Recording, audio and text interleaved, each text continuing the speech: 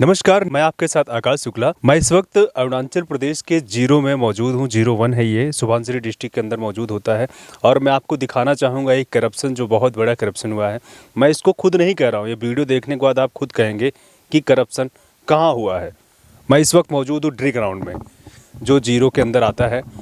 और आप देखिए मेरे पीछे जो दिखाई पड़ रहा है, ये ड्री ग्राउंड है जो टैगोर कल्चरल कॉम्प्लेक्स के रूप में बनाया गया है। और ये जो बना है, बनने को तो बहुत पहले बना था, लेकिन गवर्नमेंट के डाटा के अकॉर्डिंग हम बात करेंगे तो डाटा के अकॉर्डिंग इसका जो सेंसन हुआ था 16 जून को सेंसन किया गया था 2020 में। और 24 जून को इसका पेमेंट आ गया। 2020 को ही 24 जून का इसका पेमेंट आ गया था। सरकार ने दिखाया कि काम को कंप्लीट हो गया। लेकिन सबसे बड़ा यहाँ पे जो आपको हम बता रहे हैं करप्शन का, जो हम सबसे कह रहे हैं करप्शन, आप स्टार्टिंग में कि करप्शन हुआ है, करप्शन कहाँ हुआ है, उसके लिए आपको थोड़ा सा पहले जानकारी में चलना पड़ेगा। दरअसल ये स्टेज जो है एक्चुअल में 2016 में बन गया था। और आपको हम कुछ डाटा दिखाएंगे, कुछ डॉक्यूमेंट के पेपर दिखाएंगे जो आरटीआई के माध्यम से मिला है।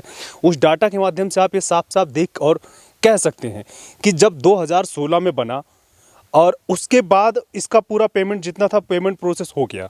लेकिन फिर इसी को जो ये उस वक्त का जो ड्री ग्राउंड था, ये जो अब वर्तमान में टैगोर कल्चरल कॉम्प्लेक्स बन चुका है, इसको फिर से दोबारा इसको टेंडर किया गया। और दोबारा इसमें जो मैंने बताया आपको कि 16 जून 2020 को फिर से इसका टेंडर ऑर्डर होता है और 24 जून को पूरी पेमेंट जो है इसकी कर दी जाती है। आप देखिए साइड में दिखाते चलेंगे आपको, पूरा इसका नाली वाली बनाया गया, तार वार लगाया गया है। और रोड का भी हालत देख लीजिए, रोड ठीक नहीं हुआ है, इसका भी पैसा ले लिया गया है। इस रोड की हालत देख के आप इसमें कहीं से कहीं कह सकते हैं कि इसमें 5 रुपए भी लगे हैं। लेकिन इसका जो डाटा है वो 50 लाख से ज़्यादा का डाटा दिखा दिया गया है कि इस रोड बनाने में 50 लाख से ज़्यादा का खर्चा कर दिया गया है। करप्शन किस प्रकार से चल रहा है ये आप लोग खुद देख लीजिए। Central government, Modi ji, tourism minister बहुत सारे पैसा दे रहे हैं। यहाँ की स्टेट गवर्नमेंट पेमा खांडू के पास पैसा आ रहा है, वो भी बहुत ज़्यादा इन्वेस्ट कर रहे हैं। क्योंकि जो एक कल्चर है, कल्चरल प्रोग्राम है, उसको ज़िंदा रखने के लिए सेंट्रल गवर्नमेंट की जो स्कीम है उस चीज़ को दिखाने के लिए वो लोग इसको बना के रखे हुए हैं। लेकिन यहाँ पे आने के बाद उसको मॉनिटरिंग ठीक से नहीं हो पा रही है। करप्शन बढ़िया चल रहा है, ज़बरदस्त चल रहा है। आप पीछे देख लीजिए, पूरा मेरा ये ग्राउंड है, आप दूर तक देखते जाएंगे, ग्राउंड ही ग्राउंड। और ये आपको एक हम बोर्ड भी दिखाएंगे जो साइन बोर्ड लगा हुआ है, टैगोर कल्चरल कॉम्प्लेक्स। इस प्रोजेक्ट में टोटल 12 करोड़ रुपए लगे थे, जिसमें से पहले फेज़ में 5,87,00,000 रुपए आ गए थे। ये पहले फेज का था। और सबसे बड़ी बात आपको, जैसे मैं स्टार्टिंग से बता रहा हूँ कि ये 16 जून को टेंडर होता है, ऑर्डर होता है, और 24 जून को पैसा मिल जाता है। मतलब 8 दिन के अंदर टेंडर जो किया उसके अकाउंट में पैसे आ जाते हैं। उसके बाद इस काम को किया गया है। लेकिन सबसे जो बड़ी बात यह है कि एक ही काम को दिखा के कई बार पैसा लिया गया है। जैसे मैंने आपको बताया कि 2016 में भी ये प्रोजेक्ट बना हुआ था। अगर दोबारा 2020 में कॉन्ट्रैक्ट डाला गया, टेंडर किया गया, तो वो किसी दूसरी जगह पे जाने से शायद कुछ और अच्छा हो सकता था। डिस्ट्रिक्ट का विकास कुछ अलग लेवल से हो सकता था। लेकिन यहाँ डिस्ट्रिक्ट का विकास करने का नहीं, बल्कि अपना जेब भरने का विकास किया गया है। सरकारी पैसे को गबन किया गया है। मैं इसलिए बोल रहा हूँ गबन किया, क्योंकि आप लोग इस वीडियो, इस डॉक्यूमेंट, इन सब चीज़ों के माध्यम से साफ साफ देख सकते हैं। यहाँ जिनके नाम स्वर्णिम अक्षरों में बड़े बड़े लिखे हैं, ये यहाँ के लैंड ओनर हैं। इन्होंने एक एग्रीमेंट के तहत इस ज़मीन को डी कमेटी को दिया था कि इसमें डी फेस्टिवल मनाने के बाद जो उनका समय बचेगा, जो टाइम बचेगा, उस टाइम को वो लोग इस ग्राउंड को अपने अलग कॉमर्शियल यूज करके जो अपना जीवन गुजारे के लिए पैसा कमा सकेंगे और अपना खर्चा चलाएंगे। लेकिन उनको पता भी नहीं चला कि डी कमेटी ने इस ज़मीन को कब सरकार को डोनेशन दे दिया। और डोनेशन मिलने के बाद इसी ज़मीन पे दोबारा एक बिल्डिंग का निर्माण किया जाता है। सिर्फ कागजों में होता है, क्योंकि ज़मीन तो एक्चुअल में बनी हुई होती है। उसी ज़मीन पे दोबारा पैसा लिया जाता है और उसका नाम दिया जाता है टैगोर कल्चरल कॉम्प्लेक्स।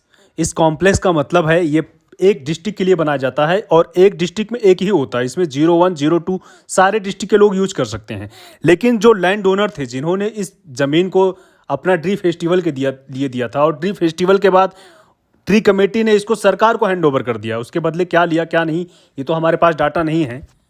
लेकिन लैंड ओनर का इसमें मालिकाना हक जो है वो ख़त्म कर दिया जाता है। अब इस ज़मीन पे जो भी काम होगा उसमें लैंड ओनर कहीं से भी जो पहले लिया करते थे उनको पैसा नहीं मिलेगा। कॉमर्शियल यूज हो, कोई भी यूज होता है इसमें, क्योंकि ये सारा पैसा अब सरकार के खाते में जाएगा। जिन्होंने दिया इस ज़मीन को उनके साथ कहीं ना कहीं अन्याय हुआ, ऐसा लोगों का मानना है। है।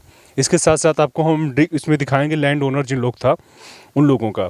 और सबसे बड़ा इसमें जो खुलासा हम आपको करने वाले हैं, सबसे बड़ा न्यूज़ ये वाला है इसमें कि दरअसल जब ये ड्री ग्राउंड 2016 में बन गया था, उसके बाद कुछ फेस्टिवल हुआ, उसको आपको हम अभी वीडियो भी दिखाने वाले हैं। आप भी हमारे साथ साथ लिंक में आपको देखते चलिए, आपको हम वीडियो भी दिखाएंगे कि उस समय जो प्रोग्राम हुआ था 2018-19 समथिंग में प्रोग्राम हुआ था। तो उस प्रोग्राम में इस पूरे ग्राउंड को जिक्र किया गया, इसमें बहुत सारे डांस फेस्टिवल वगैरह हुआ। इस वीडियो में आप देखिए जो स्टेज आपको दिख रहा है ये 2019 में तैयार हो चुका है, क्योंकि इसमें प्रोग्राम चल रहा है और इसी स्टेज को 2020 में दिखा के दोबारा पैसा लिया गया है। इस वीडियो के माध्यम से आपको ही दिखाना चाह रहे हैं और आप इस वीडियो को YouTube पे जाके देख भी सकते हैं और खुद वेरीफाई कर सकते हैं।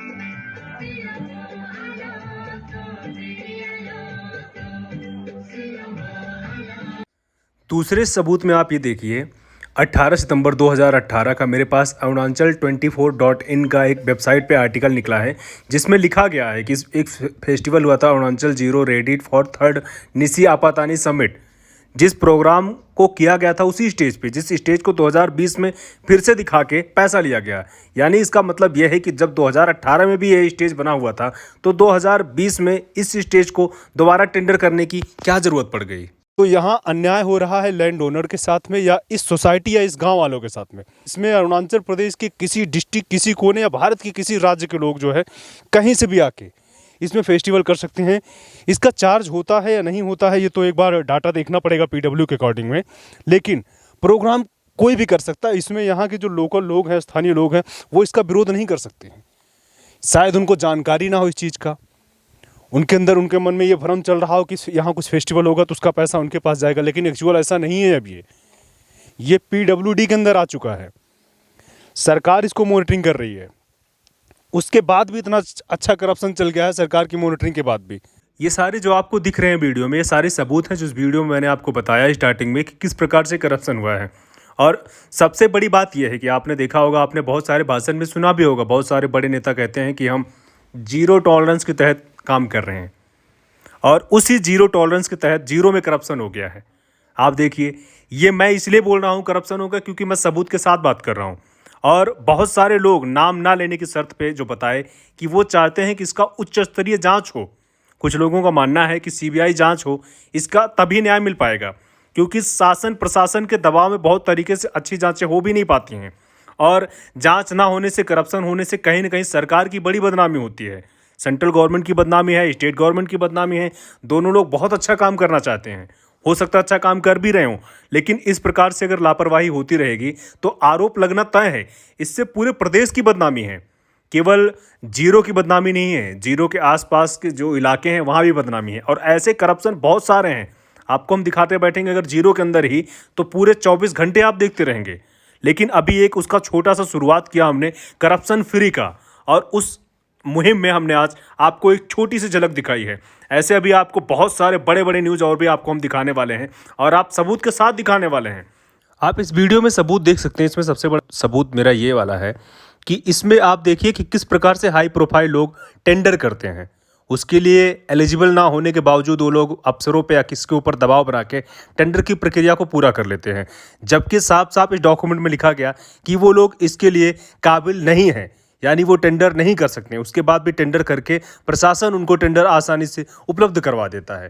तो यहाँ भी किस प्रकार का करप्शन चल रहा है, आप लोग के लिए सबसे बड़ा सवाल खड़ा हो रहा है कि आप लोग इस पे भी सवाल उठाएं कि ये कैसे हो सकता है। इसके लिए आप हर कदम जितना हो सके उतना कीजिए, क्योंकि अगर आप लोग इसके लिए आवाज़ नहीं उठाएंगे तो करप्शन दिन प्रतिदिन चलता रहेगा।